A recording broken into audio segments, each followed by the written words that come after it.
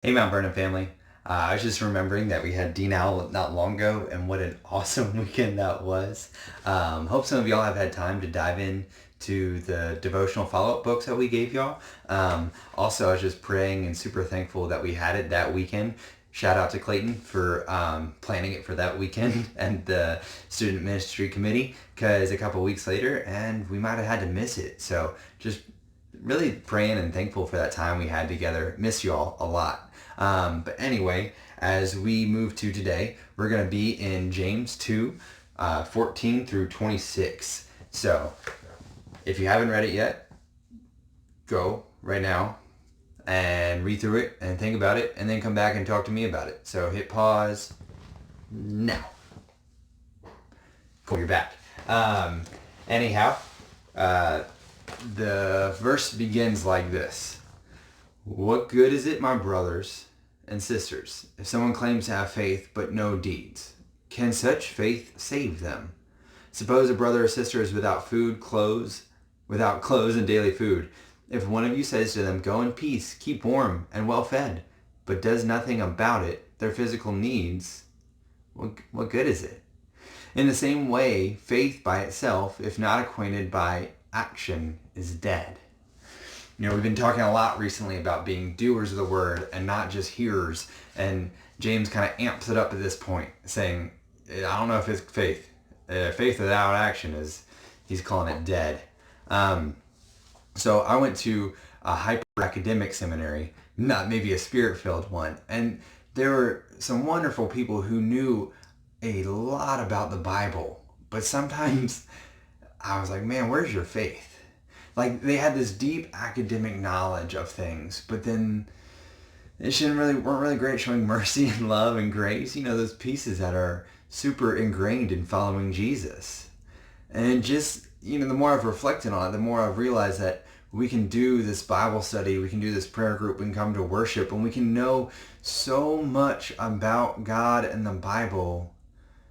But if we're not actually following him, we're just kind of like sitting through it, we're muddling through it, maybe we're just trying to get our ticket to heaven stamped. We're kind of missing the whole point. One of my friends asked me one time this hard question. Would someone know you're a Christian if they didn't know you went to church? And it's not because you're wearing a D Now t-shirt or like a hat that says worship on it, right? But if it's just because of how you acted. They watched you interact with people and show mercy and grace, and you sit with the folks that no one else will sit with. You pull people into community. You write letters, thank you letters. You're just kind, and you just love people super well, right? And there's something about it that they're like, why do you do so much for others? It's because Jesus loves them like more than I ever could, and I just want to show them a bit of that, right? Faith and works tied together. And James has this imaginative argument, right? Well, you have your works and I have my faith. I have my deep theology. I understand the unmoved mover of Plato, and I understand like how all of this stuff can tie together. And James is like, yeah, no. Like, what happens when someone's hungry and you're like, well, I understand that the Lord cares for the poor and the brokenhearted, and you walk right past him. Did you really understand that? Because God might want to use you to make his point, right? To show them that the Lord cares. God is using us to be the people on earth to build his kingdom. And sometimes that means doing more than just studying the Bible, right? If we just studied how to fish and we never went fishing, would you really know how to fish? Right? You understand how it casts. You understand how the line hits the water. You might understand what it feels like to pull it, but when you actually have to grab the fish and pull the hook out, like you understand the concept, but to actually notice what a nibble feels like on the line, you might never catch it. Fish might just be eating your bait all day long because you've read a book, but you've actually never gone and fished, right?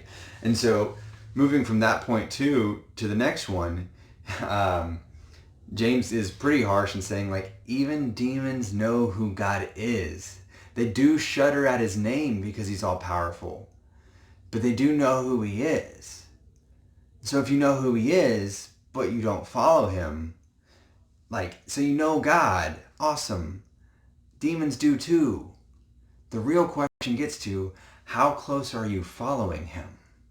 Right? I can know all about like how to drive a car, but if I don't actually go drive a car, I'm not really, you can't call me an expert because I've never actually driven one, right? I think what it gets to is knowledge versus application, and James is like, if we're not actually applying it, I don't know if we're actually following. And it's a hard line to walk, right? It's a hard thing to do, but then he brings in some Old Testament references. He's like Abraham. Abraham was before the law. The Ten Commandments didn't exist yet. Abraham followed the Lord in faith, right? God told him to go, and so he went. Super simple. And then, the imaginative argument going on, James is like, okay, Abraham, big deal, right? Father of the faith. What about Rahab? Rahab wasn't even a Jewish woman. She was in the city of Jericho when the spies from Joshua came when they scouted it, and she hid them, right? Because she knew that the God of Israel was the God, and it's counted to her as righteousness because she acted on the faith that she had. Guys, so continually through the book of James, you see this pattern we're getting.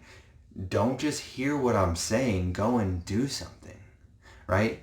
And so the question I really do want to leave you with tonight is if someone didn't know you went to church, would they know you follow Jesus? And yes, you can use your words some, but like not just like, hey, I follow Jesus, check that out, but how you act. It's a hard question to chew on because it calls us to the mat, not only when we're at church, but when we're at school, when we're at home. Like, how are we treating our parents? How are we treating our siblings? How are we treating our neighbors, our friends? What do we look like in all areas? Because sometimes it's super easy to compartmentalize. That means like, over here, I use 4-letter words that I shouldn't. Over here, I don't. I always get that when someone like lets a curse word slip in church and they're like, oh, you shouldn't say that here. And I'm like, so it's cool if I say it elsewhere? Like, And so what I'm saying is, it's like, we should be the same wherever we were. Jesus acted the same in the synagogues, their churches of the time, as he did in the streets. Like, it's the same Jesus, right? So he was the same throughout. It's called integrity. So when people see you, do they know that you're following him? It's a big question.